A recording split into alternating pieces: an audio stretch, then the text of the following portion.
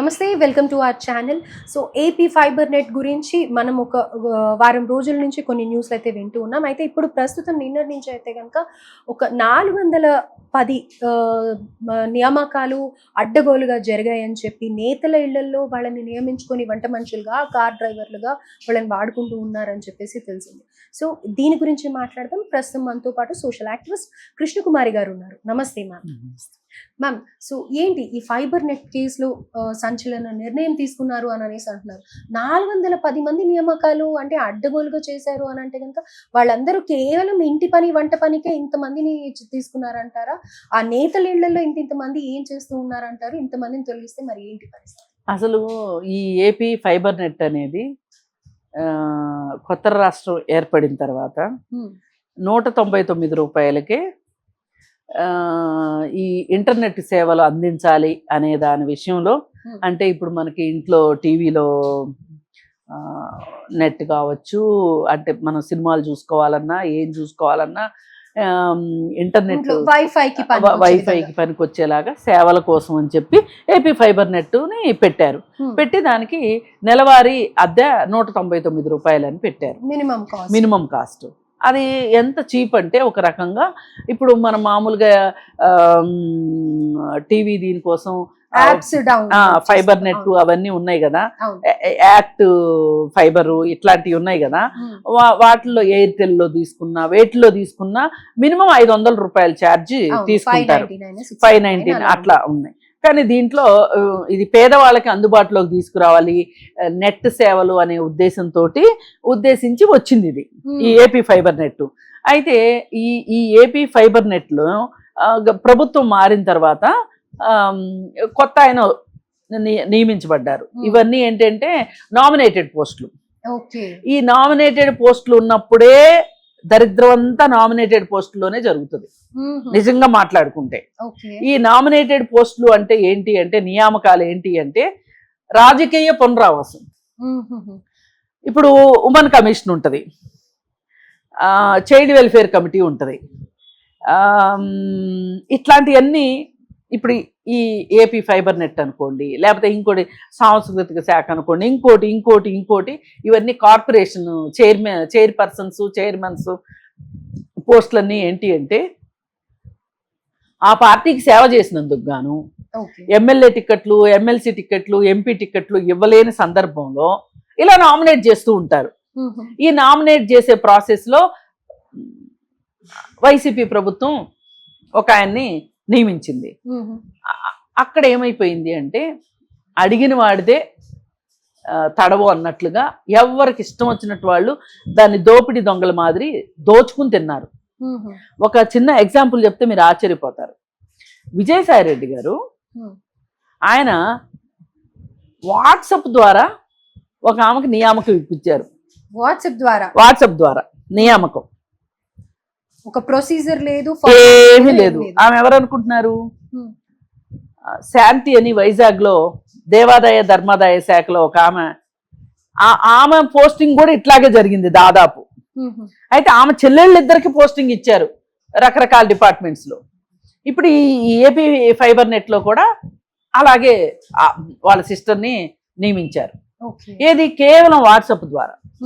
ఇంకా ఇలాంటిది అదొక్కటే కాదు, ఇంకా చాలా మందిని ఇలా నియామకాలు జరిగాయి అని చెప్పి ఇప్పుడు మీరు చెప్పినట్లు 410 పోస్టులు ఎక్కడెక్కడున్నారు, ఎవరెవరు ఏం చేస్తున్నారు వీళ్ళందరూ. మరి వీళ్ళందరికీ కార్పొరేషన్ నుంచి జీతాలు ఇవ్వాలి కదా, అలవెన్స్లు ఇవ్వాలి, జీతాలు ఇవ్వాలి. అందుకని చెప్పి అసలు ఎవరు ఏంటి అని టిక్కులు పెట్టుకుంటా వెళ్తే ఈ పలానా ఉద్యోగం ఎక్కడున్నాడయ్యా అంటే పలానా రాజకీయ నాయకుడి ఇంట్లో వంట చేస్తున్నాడు, పలానా రాజకీయ నాయకుడి ఇంట్లో తోట పని చేస్తున్నాడు, మీరు ఇంకేదో పోస్ట్ చెప్పి ఇంకేదో పని చేస్తాడన్నారు, డ్రైవర్గా పనిచేస్తున్నాడు. ఇట్లా జీతాలేమో ఈ కార్పొరేషన్ నుంచి తీసుకుంటూ ఈ కార్పొరేషన్ లో పనిచేయట్లేదు అనేది తేలింది.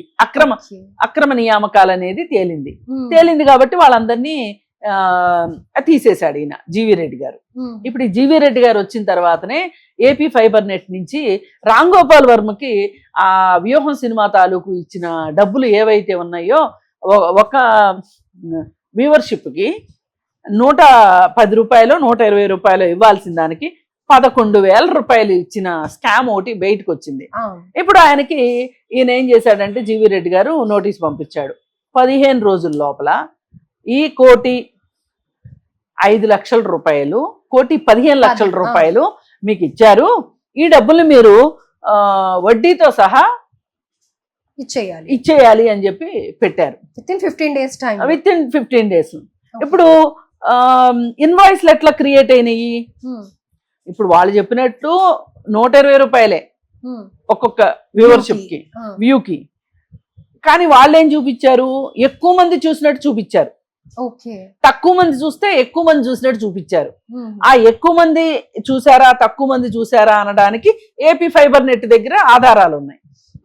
కానీ ఈ డబ్బులు డ్రా చేయటం కోసం వీళ్ళు రాంగ్ ఇన్వాయిస్లు పంపించారు. ఇలాంటి ఇప్పుడు గవర్నమెంట్ ఆఫీస్ లో ఏదన్నా కొనాలి అనుకోండి, ఒక ఏసీ కొనాలి అనుకోండి, ఇన్వాయిస్ ఎక్కువ చూపించి షాప్ అతనికి అంత పే చేసి షాప్ అతని దగ్గర నుంచి ఒరిజినల్ ప్రైస్ కి వీళ్ళు కొన్న ప్రైస్ కి మధ్యలో డిఫరెన్స్ ని వీళ్ళు తీసుకుంటారు. చాలా చోట్ల అవినీతి అంటే ఇదే, మరి వేరే ఏముంటది? అది మన కంటికి కనపడదు కానీ చాప కింద నీరులా జరిగిపోతూనే ఉంటది. అలా ఇది కూడా బయట పెట్టాడు. అసలు నన్ను అడిగితే నాలాంటి వాళ్ళు ఏం చెప్తారంటే ఇంకాస్త మొండిగా మూర్ఖంగా, అసలు వ్యూహం సినిమా ఎవరు తీశారు, ఎవరు తీయించుకున్నారు, అసలు వాళ్ళు ఎలా తీయిస్తారు ఈ సినిమాని? నేను బాటమ్ లోకి వెళ్ళిపోతాను, బేసిక్స్ లోకి వెళ్ళిపోతాను. అసలు ఈ వ్యూహం సినిమాని వాళ్ళ రాజకీయ అవసరం కోసం తీసుకున్నప్పుడు ఈ సినిమా ఏపీ ఫైబర్ నెట్ కి వీళ్ళు డబ్బులు కట్టాలి. అవును, ఎగ్జాక్ట్లీ అంతే కదా. అంటే ఇప్పుడు ఒక అడ్వర్టైజ్మెంట్ వచ్చిందండి, అడ్వర్టైజ్మెంట్ వేసిన వాళ్ళు డబ్బులు ఇస్తారా? అడ్వర్టైజ్మెంట్ మాకే గాంగ్ ఇచ్చారండి, మేమే మీకు డబ్బులు ఇస్తామని. ఇప్పుడు మన ఛానల్లో అడ్వర్టైజ్మెంట్లు వస్తాయి. అడ్వర్టైజ్మెంట్ మనం వెళ్ళి తెచ్చుకుంటాం, డబ్బులు మనం వాళ్ళకి ఇచ్చొస్తామా, వాళ్ళు మనకి ఇస్తారా? ఎగ్జాక్ట్లీ అంతే కదా. అందుకని ఇది జగన్మోహన్ రెడ్డి ఖాతాలో నుంచి ఇవ్వవలసిన డబ్బుల్ని ఏపీ ఫైబర్ నెట్ నుంచి ఇప్పించారు మీ రాజకీయ ప్రాధాన్యం కోసం. పైగా ఇంకొకటి ఏంటి అంటే ఎన్నికల నిబంధనల నియమావళిని తొంగలో తొక్కి మార్చి 16వ తారీఖున ఎన్నికల కోడ్ వచ్చిన తర్వాత పొలిటికల్ మూవీ ఇది. ఆ తర్వాత కూడా సినిమా ఆడింది, కానీ ఎక్కువ మంది చూడలేదు. అది అదృష్టమో దురదృష్టమో మొత్తానికి. కానీ అంటే ఇన్ని నిబంధనలు తొంగలో దొక్కడం కరెక్ట్ కాదు. ఏదో ఉన్నారు కాబట్టి చేయగలిగారు. ఇప్పుడు వీళ్ళు అధికారంలోకి వచ్చారు కాబట్టి ఇలాంటి అక్రమమైన పనులన్నింటినీ బయటికి తీస్తున్నారు.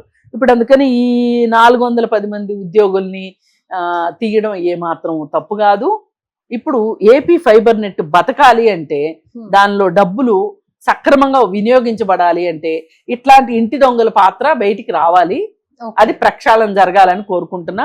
ఈ ఒక్క కార్పొరేషనే కాదండి, ఏ కార్పొరేషన్ అయినా సరే అవినీతిమయమైపోయింది. ఇప్పుడు అసలు ఈ పలానా చోట అవినీతి జరిగింది అని తెలియాలి అంటే ఇప్పుడు నియమించబడిన వాళ్ళు ఎంత కరెక్ట్ ప్రొసీజర్ లో వెళ్తే అవన్నీ బయటకు వస్తాయి. జీవీ రెడ్డి తెలివైన వాడు కాబట్టి ముళ్ళును ముళ్ళుతోనే తీస్తారన్నట్లు ఒక విజయసాయి రెడ్డి లాంటి ఆడిటర్ చేసిన పనిని, తప్పుడు పనిని ఈ ఆడిటర్ పట్టుకోగలిగారు. జీవీ రెడ్డి కూడా ఆడిటరే. ఆ ఆడిటర్ చేసిన ముద్రష్టాన్ని ఈయన పట్టుకోగలిగాడు ఆడిటర్ కాబట్టి. అలా మనం చూడాల్సి ఉంటది. కానీ ఇక్కడ అట్ లాస్ట్ చూస్తే ఎవరైతే ఈ ఇప్పుడు తొలగించేస్తారో వాళ్ళు నాకు తెలిసి అన్ఎడ్యుకేటెడ్ ఉంటారు, ఆ డబ్బుల మీదనే బతికే వాళ్ళు ఉంటారు. మరి వాళ్ళందరికీ అన్యాయం జరిగినట్టే కదా. అసలు వాళ్ళందరి దగ్గర ఎన్ని డబ్బులు తీసుకుని వీళ్ళు పెట్టారో. అవును, మళ్ళీ ఇలాంటి పోస్టులు రావాలంటే కూడా పే చేయాలి కదా. మరి ఒక వేలో కాదు ఇది. అలా రావడం కూడా తప్పే కాబట్టి డెఫినెట్ గా ఇదేం బాధపడాల్సిందో లేకపోతే అన్యాయమో అనకాల్సిన అవసరం లేదు అని. వాళ్ళు ఏదన్నా ఒక నోటిఫికేషన్ ద్వారా ఒక ఎగ్జామ్ రాసో లేకపోతే సరి అయిన అర్హతలు ఉండే ఉద్యోగాల్లోకి వస్తే నియామకాలు సక్రమమైనప్పుడు తొలగించితే తప్పు. ఏ ప్రభుత్వానికి ఆ హక్కు లేదు. పాత ప్రభుత్వం గజెట్ ద్వారా నోటిఫికేషన్ వచ్చి పద్ధతి ప్రకారం నియామకాలు జరిగితే వాటిని తీసే హక్కు లేదు ఎవరికి. కానీ ఇలా వాట్సాప్ల ద్వారా దొడ్డిదారిన దొంగ దోవన వచ్చిన వాళ్ళని తీసేసే హక్కు ఈ ప్రభుత్వానికి ఉంది. కాకపోతే వీళ్ళు కరెక్ట్గా నిరూపించాలి. రైట్. అంటే సరియైన సమాచారంతో, ఆధారాలతో, పక్కా ఆధారాలతో చేయాల్సి ఉంటుంది. ఏదైనా మనం ప్రజల సొమ్ము, ఖజానానైతే కాపాడుకోవాల్సిన అవసరం ఉంది. ఎగ్జాక్ట్లీ. సో ఫుల్ క్లారిటీతో డెఫినెట్గా ఇలా ఆలోచించే వాళ్ళు కూడా ఉంటారు కదా, అయ్యో ఆ 410 మంది పాపం అని అనుకుంటూ ఉంటారు కదా, డెఫినెట్లీ వాళ్ళ తప్పు ఉంది. అట్ ద సేమ్ టైం ఇలా రిక్రూట్మెంట్స్ చేసుకున్న అధికారులది కూడా తప్పే. ఇప్పుడు వాళ్ళ ఆ ఫైబర్ నెట్ వాళ్ళని పాత చైర్మన్ ఎవరో ఉంటారు కదా, వాళ్ళని ఏమంత ఊరికినే వదిలిపెట్టర్లేండి, వాళ్ళ మీద కూడా కేసులు అవుతాయి. Right ma'am. సో కాకపోతే చట్టబద్ధంగా జరుగుతున్నాయి. ఇది ఒకటి మనము ఒక మంచి పరిణామం అని చెప్పుకోవచ్చు. రైట్. మోటుగా వీళ్ళు పాత ప్రభుత్వం వాళ్ళు, వీళ్ళు తప్పు చేశారో చేయలేదో అనవసరం, కక్ష తీర్చుకోవాల్సిందే అనే ఒక ఉద్దేశంతో కాకుండా చట్టబద్ధంగా చేస్తున్నారు కాబట్టి సంతోషించాలి. కానీ దానికి చట్టబద్ధత అంటే కొంచెం ప్రొసీజర్ ఉంటుంది, కొంచెం టైం తీసుకుంటుంది. కానీ తెలుగు తమ్ముళ్ళు ఈలోపే చాలా నిరాశకి వెళ్ళిపోయి మన పార్టీ గెలిస్తే ఏదో అండపిండ బ్రహ్మాండం అయిపోద్ది అని అనుకుని, ఆకాశం ఊడి కింద పడద్ది అనుకున్నారు. అలా జరగలేదని చాలా మంది బాధపడ్డారు.